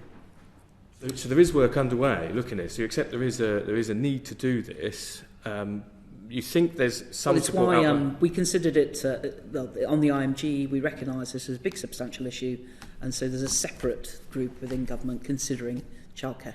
The department is feeding into that and Yes. making clear the views of employers who are struggling to get people who may be on benefits to back into work or take up more hours. To be candid, my focus is more about the people trying to get in or increase their hours of work. Formally, BAYs represent employers, but clearly, we don't operate in silos. But yes, there is that combination, and of course, there are statutory duties on local government to make sure there's enough provision. But it's led by the Department for Education and the Secretary of State there. And you've not said a timeline for the work that's underway, and if you can give an indication, it'd be helpful. Given the pressures that people face, especially ahead of April. I understand. I wish we could come to firm conclusions soon, but I think it's still going to take quite a bit of time to work through. And parents of disabled children already have much higher costs for the disabled childcare costs and a lack of access to the employment market, and of course high care needs. So are they a focus at all in terms of supporting parents with childcare costs and supporting employers of people of children, of disabled children? Well, the new children's minister, he's not that new now, is he? Nearly 6 months in, Weal, has all the advantages of actually being at DWP in the past as a predecessor to kind of shape some of the thinking that he can bring to leading that work as a junior minister alongside Nadine. So I think a lot of things are being considered, but we are contributing into that. I haven't really got anything more I can say because it's DFE that leads on this. There's not a lot of detail here. I mean, are you committing to raise your own awareness of government activity on this, given your answers to Debbie and the Chair's polite response about disability strategy? Well, I'd say I don't necessarily remember all the 105 commitments. I don't pretend to. Backing a lot of this off to other departments and junior ministers, but aren't you at the top of the tree here? Overall, DWP has an important role in this. I have stepped forward to try and help on some of this, but absolutely it's a cross-government issue, and I don't know who else you invited to give evidence today, but I'm not responsible. Are you seriously telling us we should have invited one of your more junior ministers rather than you today to answer this question? Is that your... I didn't say that. Okay. But I wouldn't expect somebody working for me, like David Rutley, Minister for Welfare Delivery, to be answering questions on behalf of the department.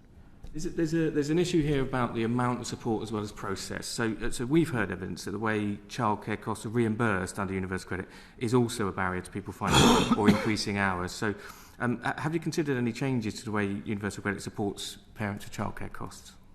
Well, one of the things I think that we, one of the team has been working on what is happening with UC and reimbursement of costs. I think there's some... I'm not aware of the detail on that, but I'm aware that we want to try and improve some of that operational. It's not our intention to change the policy of the kind of a separate payment front, reflecting the fact that universal credit's a dynamic benefit. But I think we're still in legal proceedings at the moment, so I can't really particularly say anymore. So it's a known barrier the department has evidence on, but you don't have a plan as things stand to make any changes to support employers or parents better? So I think the offer on universal credit is, in terms of up to 85% of reimbursement, is a better offer than people on tax credits, where it's about 70%. But there are differences. Universal credit doesn't apply to people who've got capital over £16,000. It then starts to change over £6,000. But one of your predecessors specifically said that they would change how flexible support fund was used under universal credit to better support with childcare costs. How has that been rolled out? How has that been used? Oh, well, I mean, flexible support fund is open to potentially doing that sort of payment. You end up then with an aspect of double payment in a way for a limited amount of or limited time of childcare. But the Flexible Support Fund, there's a lot of discretion given to work coaches with their managers on how they can use that funding. And we've really opened that up quite substantially into what it can be used for. And I know some people use it to help pay towards an initial payment up front of childcare. I mean, childcare suppliers, particularly nurseries, seem to want you to pay before you receive the service. Okay, that's their business model. A lot of businesses, it varies. You tend to pay when you get the service. So just that's trying to respond through the Flexible Support Fund if it's proving a barrier for people to be in work. It is, and there is an underspend of Flexible Support Fund as well. So will you be improving guidance to work coaches and job centres, and will you be better tracking how FCF is used on a national level to make sure that more parents are supported in this way? Well, I'll ask one of my colleagues to look into it. I don't know, because we've got, I think it's now over 800 job centres, I don't know what tracking is done that gets aggregated. Part of the thing being we trust and empower our work coaches and our job centre leaders to deliver. So I don't know that we have that collection of information readily available, but it is available. And I'll check if the guidance needs any strengthening or simplifying. We've done that very recently. I've made sure that, for example, we can pay for DBS checks for people going into the care sector because we weren't applying that, and that seemed an easy win to help people get into work where there was a barrier, where particularly... So that's what we try and do and work through. It sounds like there's an open door there, so that's a positive. But what's the overall budget spend on Flexible Support Fund? I can't remember off the top of my head. I'll let you know. I'm just a bit concerned that you say you're not tracking it at the moment. Because given Universal Credit is the most, has the highest fraud and error rate of any benefit ever introduced in this country, is this another area we should be looking at more closely for potential fraud? I know the government's just wiped off 4 billion fraud elsewhere. I hope it's not been ignored here as well. So the Flexible Support Fund, I can't remember the size of it, and if you're suggesting there's fraud, that fraud would be on the basis of work coaches paying for things they shouldn't. Just general oversight is the problem, isn't it? No, I think we know how much money gets spent on it. I just don't have the figure to hand. What I don't know is whether we track the individual bits, because we're talking about potentially £50 here, or the sort of thing on Flexible Support Fund money will get spent on is we might buy new clothes for somebody to go to an interview, or they've just failed their MOT because they've 2 tyres, so we might do that. But it just varies around the country. It doesn't mean everybody will get their tyres replaced thanks to the Flexible Support Fund. And I just wonder quite how much level of detail we really capture in that regard. Okay. Thank you. Dr. Ben Spencer. Thank you, Chairman. Just going back on the topic of how childcare is being paid. I mean, what about direct invoicing? I mean, the evidence that we heard a few weeks ago is quite clear that would make a big difference. Why can't we just crack on and allow childcare providers to directly invoice DWP?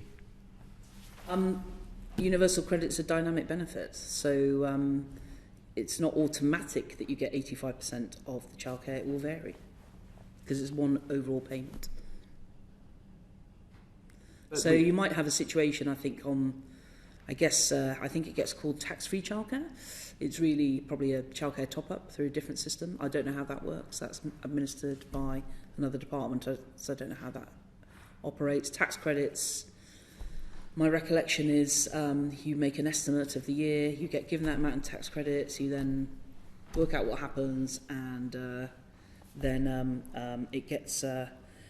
you adjust your tax credits for the following year, depending on whether you've been underpaid or overpaid on some of this stuff. So, but that's why understandably, almost certainly the most popular form of childcare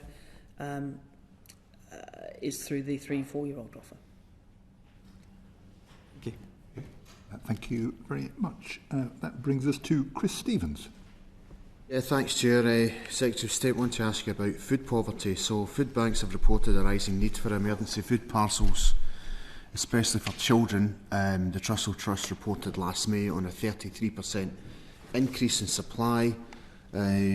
over from the previous year, and volumes are still above pre-pandemic levels. So my first question to you, Secretary of State, is the Department committed 18 months ago to placing in the Commons Library a copy of its evidence-based systemic review on food bank use. So can I ask, we've waited patiently for 18 months where that report is? And I'll have to go back and check. I know there's something that we were starting to do, but stopped because of COVID. So I'll have to go back, if the clerk can refer me to whatever specific issue you're referring to. So, well, we look forward to that report, because many of us... I mean, within government, DEFRA leads on food poverty, food insecurity. That's why they were responding to the debate yesterday. Partly because of their strong relationship, not necessarily just with food producers, but the food retailers and similar. So there's that aspect. What policy interventions have you considered, Secretary of State, to alleviate food poverty?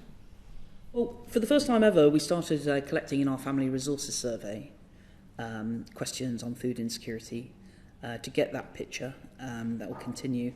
I mean, we apply the general benefits process, and as I say, DEFRA leads on food poverty within government. Well, isn't the reasons for food poverty perhaps some of the policies instigated by the Department of Work and Pensions? Like, for example, just to pick one example, the 5-week wait for the first payment of universal credit. Has there been any analysis done as to that policy in the 5-week wait and food poverty? Well, you'll be aware that the 5-week payment after 5 weeks after your first claim is recognised as the calculation that then happens, recognising universal credit is a dynamic benefit, but of course nobody needs to wait for actual financial support. They can apply for an advance, and they can then spread their annual support from universal credit either over 13 payments over a year, or as has been recently extended to 25 payments over 2 years. So it's a phasing issue. Okay, so in 2018, before the recent cost pressures, the Food Foundation said that the poorest tenth of households in England would have to spend 74% of their disposable income if they were to follow government guidelines for a healthy diet. So should households who cannot increase their disposable income simply choose a cheaper and less healthy diet, Secretary of State? I don't think that's the case, but I'd say DEFRA leads on food poverty, food policy overall, and food insecurity. The wealthiest decile in society spends only 6%, not 74% of its disposable income on food. So how does the government plan to borrow its phrase, level up that imbalance?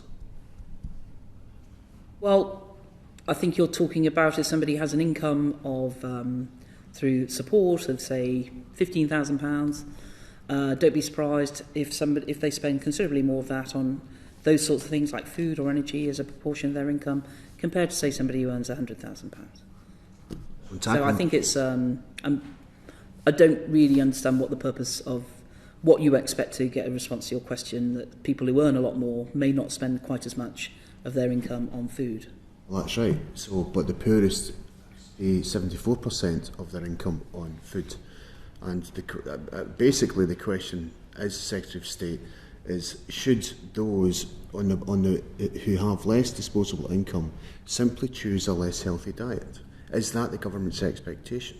I've already said no, and I've already referred you to DEFRA, who lead on food poverty, food insecurity and food strategy overall. So in tackling food poverty then, describe to me, Secretary of State, the joined up government policies on health, social security and indeed DEFRA. And what, sorry? DEFRA. Okay. Well, this is where... DEFRA, what's the links between the government departments, health, social security and food policy? Well, we've had some of those discussions in the interministerial group. My job is to try and help people where they can increase their income. That's why we set about a number of activities of trying to help more people into work. And I think it was, I can't quite remember if it was announced a spending review or budget.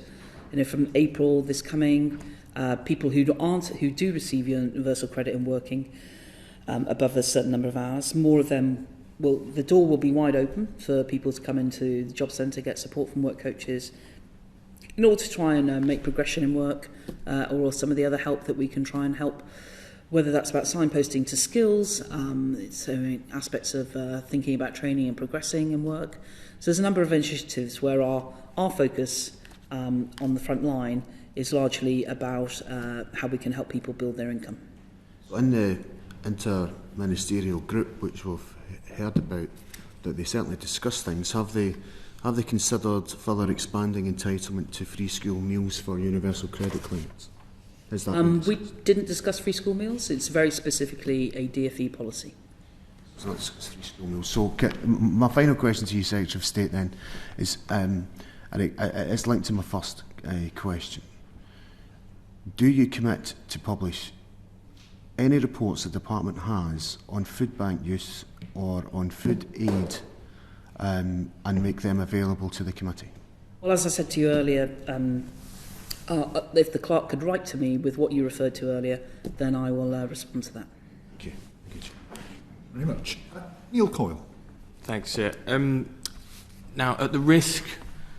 let me try and predict, you can say it's not your job, but in terms of levelling up, but if the report today is accurate and 1 million more children go hungry as a result of increasing food price inflation, and part of the issue is inadequate income and the failure for benefits to rise with inflation, there is a specific role for DWP, and levelling up is a collective government aim.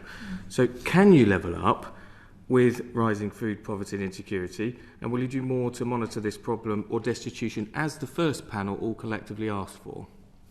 Well, ONS data suggests that there's virtually no difference in CPI rates by income decile or pensioners versus non-pensioners. So going back to the point about levelling up, that's ambitious with a series of missions, and the overall aim being for people to have better opportunity, particularly local to home, feeling they don't need to leave their communities, but it's driven by wanting people to be more prosperous. And we have a role to play in that. But I thought I'd answered the question of the consistency and inflation approach that we've taken over the last decade. But you do seem to be saying that you don't think there is going to be a problem, particularly in April, as bills and new taxes are imposed. Well, I've flagged our role in that is to try and help maximise income for people, principally through work. And that's what our mission is. Do you believe you've delivered in that role? Pardon? Do you believe you've delivered in that role? Yes, I do. So we won't see... There are more people on payrolls than prior to the pandemic. And less in self-employment. But well, you don't know that. There's a survey. We'll start to see better admin data. So ONS estimate is that. ONS estimates some other aspects about people choosing not to work. And I'm hopeful that once HMRC start getting more of that quarterly data from submissions from people self-employed, we'll get a better picture. Thank you very much. And Dr. Ben Spencer. Thank you, Chair. My question is about helping, looking at labour market, and particularly those in long-term unemployed. And I just think, in terms of my constituency, something that comes up is older workers and getting them back into the workplace, and particularly people in hospitality. What's your department doing about that? So we've launched Way to Work as what was kind of a new driver within our department, but taking an approach which elements of which certainly worked in Kickstart, trying to bring employers a lot more into the job centre, a lot more job fairs, instead of almost having quite a long job process.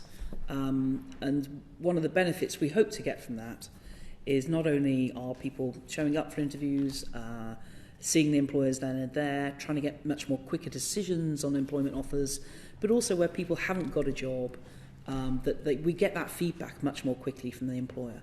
So it's a large drive towards pushing that.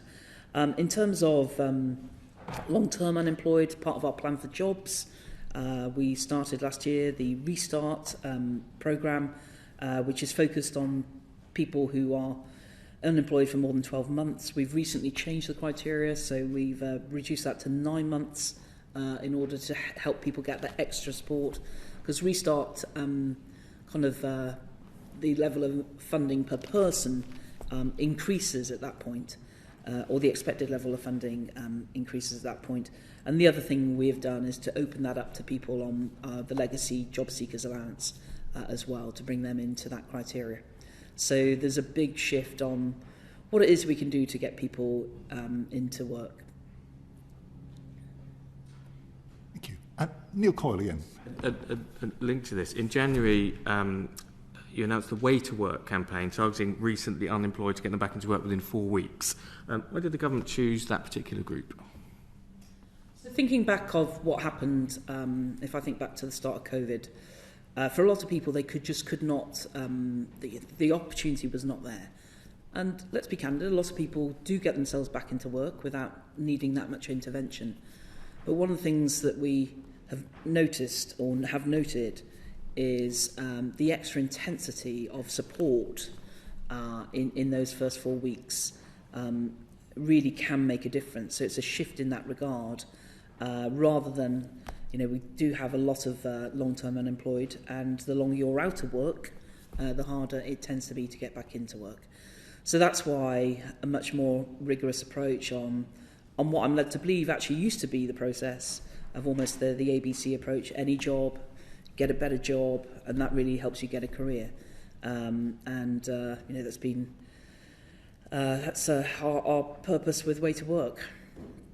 Is there a capacity issue here, though? Because you have job centres and work coaches out there trying to deliver Kickstart, Restart, which haven't met their targets, and now you're throwing another scheme. Is there sufficient capacity, and how will you measure the success of this policy, which, by your own admission, is sort of lower hanging fruit? But do you expect this to be more successful, and how will you measure success?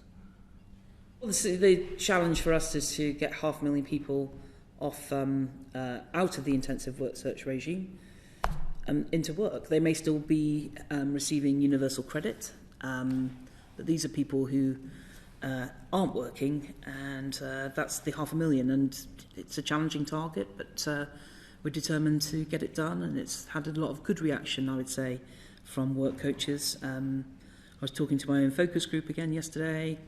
A lot of positive views there. And I think, Kickstart is still working. And as I've explained to work coaches and others, I appreciate it's not the 250,000, but we've seen, we made those estimates early on.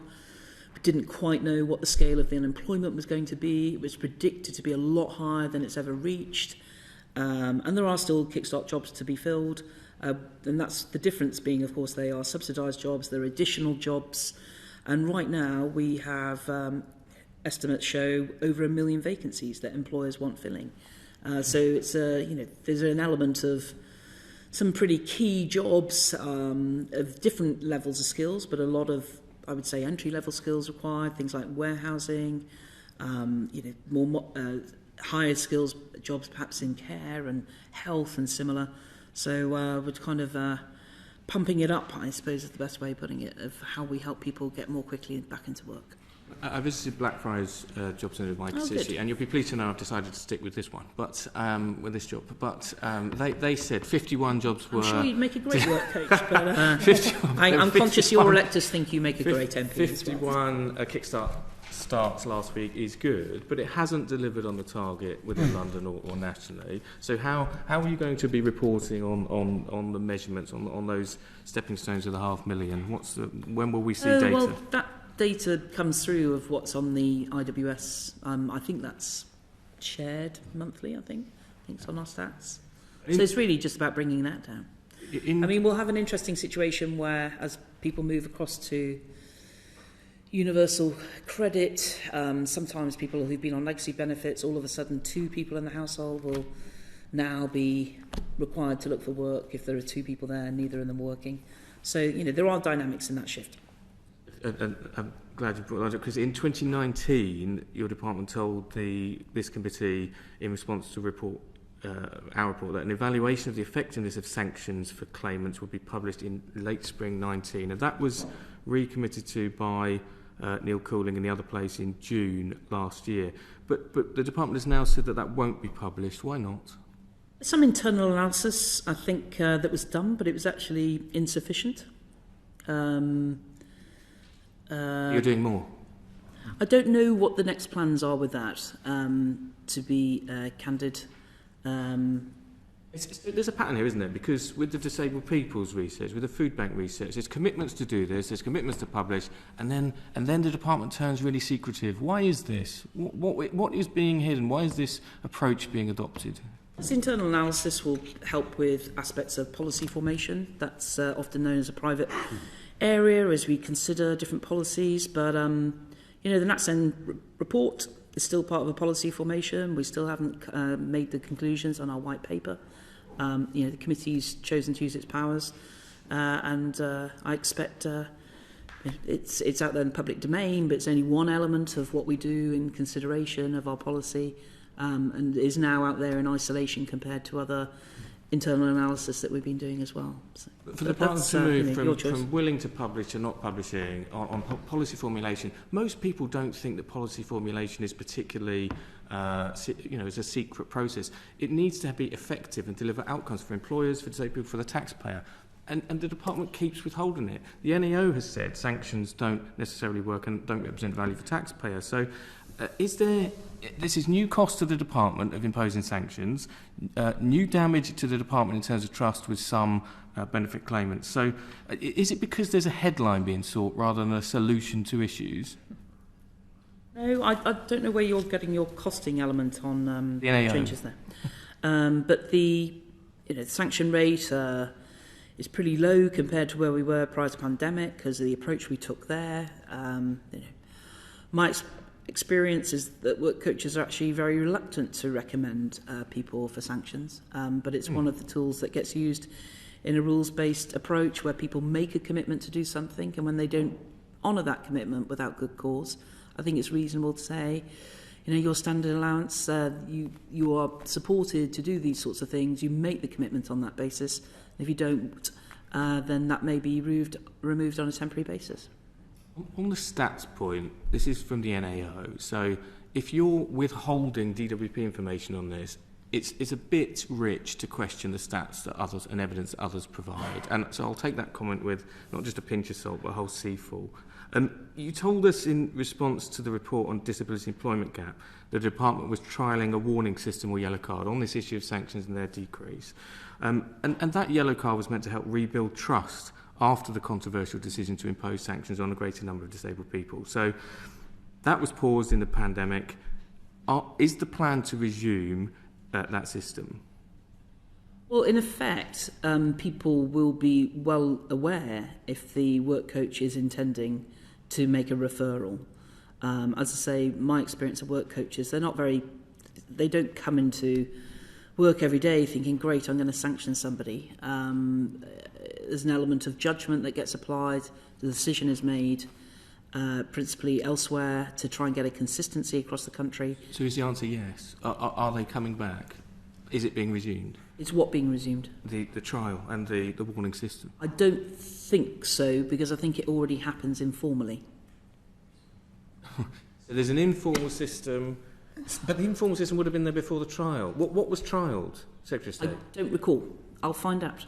You don't know what was trialled by your own department that was paused during a pandemic and that disabled people were worried is coming back now? No, I don't recall exactly what was said to the committee before. Yeah, I'm at a loss, really. I mean, so you're saying that it will continue on an informal basis, that advisors will have discretion not to impose sanctions. That's what you seem to be saying. Is that correct? So what I will say is I don't know work coaches themselves. They refer decisions to a decision maker to try and get that consistency across the country in the approach. My experience of work coaches is it is not the thing they turn to automatically to apply sanctions, and you can see that in the amount of sanctions that do get applied. But they were offered this system of a yellow card. So actually I've tried to say to you, Neil, I don't recall the specific details, and I will come back to you. I mean, I just have to say it's really disappointing that you've turned up and you've been unable to answer so many questions. It's embarrassing. I've answered questions largely where I can answer them. There are some things I don't recall specifically, and you're asking me questions that other government departments are responsible for. I just think, I mean, there was a rumour the Secretary was going to resign. Is that the reason you can't answer any questions today, because you've got one foot out the door? Oh, don't be ridiculous, Neil. You know, if you want to bring up gossip, I could bring up other stuff that happened downstairs. I don't think that's appropriate for this select committee. Thank you. Discuss that stuff anytime. I perhaps thought, just to make the point that you've sort of hinted a couple of times that perhaps we ought to have had other ministers here in front of the committee. I think your office made that. I think I've made that recommendation to the committee. Yeah. And I think what happened was, I think your office did issue invitations to other ministers, and they were followed up by the committee. And for whatever reason, nobody came. But we certainly did what we could to try and secure the presence of others. But in the end, it's a matter for the government which ministers come to the committee. Okay, I thought it was up to the committee who they invited. So, but I'm happy to try and get answers from the other departments. Thank you. Dr. Ben Spencer. Thank you, Chair. Just a follow-up to my questions around the sort of the programmes for longer-term employment and supplying people into the work of different groups of the labour market. And I just want to do a big shout-out, really, to the Employability and Learning Hub at Brooklands College, which is in my patch, which I visited last week, which hosts the Weybridge Youth Hub, which works across my constituency. And there's a man there called Ben who's leading on that, and absolutely phenomenal in terms of getting young people in my constituency back into work. That's a huge success. I'm really pleased, and thank you so much for the department's support in terms of this project in my constituency. But I was wondering, is there a role for doing similar things for other groups in the labour market, particularly people who are older workers, and particularly perhaps focus specifically on different types of employment? And I'll go back to my question around hospitality, which I hear all the time from business about the difficulties that they're having in terms of recruiting and going forwards. Well, I hope Way to Work, I'd say this initiative where we bring employers into the job centres will help with that sort of activity, because we want people to get more money, and that will help them tackle their cost of living challenges. But it varies around the country on what's needed. So. Okay. Thank you. Okay. Thank you. Can I just raise a couple of final points? I was very interested in what you were saying a minute ago about the labour market statistics. I think that what the ONS says at the moment is that the total number of people in work is something like 600,000 less than it was before the pandemic. The number of people on payrolls is greater, but the number of self-employed people is significantly less, and the net effect is, at the moment, the numbers in work are significantly less. But I think you were suggesting that those figures may not be accurate. Is that right? You think they may underestimate the number of people who are self-employed at the moment? I don't know that. What I'm saying is ONS has a methodology. It's largely based on surveys. And from that, they'll do a methodology to try and get their numbers. What you'll have seen, I think, in the last year is more use of admin data. So I think they have included admin data in their figures as well. And that's been made easier from the RTI feed from a PAYE. So the ONS have their methodology. As we know, they often like to continue to try and improve it. I think some of that will become easier, as I say, with the quarterly effective tax returns of self-employed. So everybody is constantly always looking, of course, for more accurate data all the time, but quite a lot of some of what we have are based on surveys. I don't know how big the employer's survey is or there are other elements that the ONS undertakes. But it sounds as though you think potentially the ONS figure is quite a significant underestimate for the number of people who are self-employed. I wouldn't want to say that. I just can't say with confidence. We have a number of people who are self-employed who get universal credit. So I have got confidence on that. The ONS, as I say, undertake their methodology. I'm not trying to say it's particularly wrong. I'm just saying it's an approach, and I prefer to work more off admin data. I mean, potentially that is quite serious, I think, if you think maybe the numbers are very significantly more than...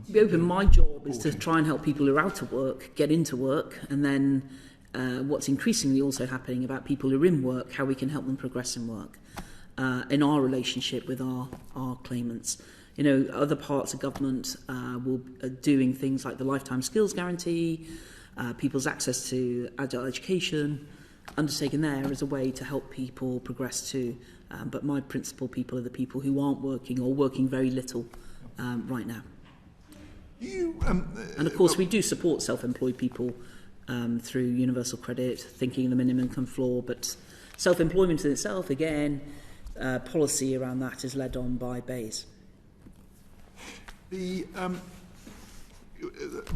took some evidence from some labour market specialists a few weeks ago, and they made the point that quite a lot of people seem to have left the labour market during the pandemic and don't seem, so far at least, to have returned, particularly older people, I think. Maybe perhaps they were furloughed and just decided they didn't want to go back into work when and if the opportunity arose. Is that a challenge that the department is working on, how to bring some of those people, many of those people perhaps back? Well, I think anecdotally, I think that correlates with some of the aspects or thinking within my department and elsewhere. Is quite a lot of it is focused on people who, as you say, were furloughed, have saved enough money, don't necessarily feel the need to go back into the job market. My priority are people who are actively looking for work and haven't got work. Once I've got through that, then we can reassess about what is it that we need to do to increase economic activity more broadly. So that's it's not off the agenda, but it's not my top priority when we've still got 1.7 million people looking for work right now. I mean, and 1.2 million vacancies, so you'd think that part of the solution needs to be to get some of those people back. Indeed, I mean, but employers need to do their bit in pulling people back in to fill their vacancies. My priority is the people we support financially to get them, ultimately be fantastic when they no longer need universal credit at all. And just a final point, I mean, I think you made the point at the beginning that the work of the interministerial group on the cost of living has been paused for now. Is that right? I mean, it's in a way, given that the scale of the crisis coming, you'd think this ought to be a very busy time for the interministerial group. Well, we came together again in Q4 just to pull together some thinking of where we got to on different strands of work. I'm still processing that internally, due to be discussing that with policy at number 10. But in the meantime, some of the substantial work, which if you like, the big ticket items, departments had already been working on. So this work that started on childcare, in which we are contributing, but it's led by DfE. So some of these big ticket items are already well underway, I would say. When you say Q4, that's Q4 so calendar-wise.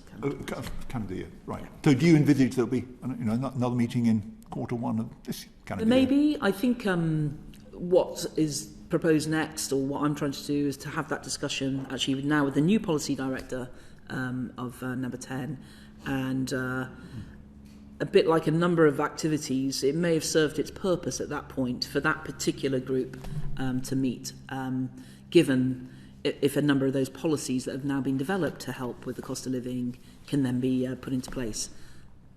But again, that will be differing departments pulling that together. Well, we'll be very interested to follow progress on what emerges.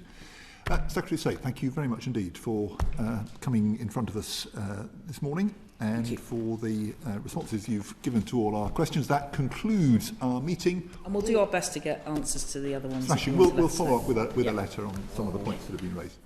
Thank you very much indeed.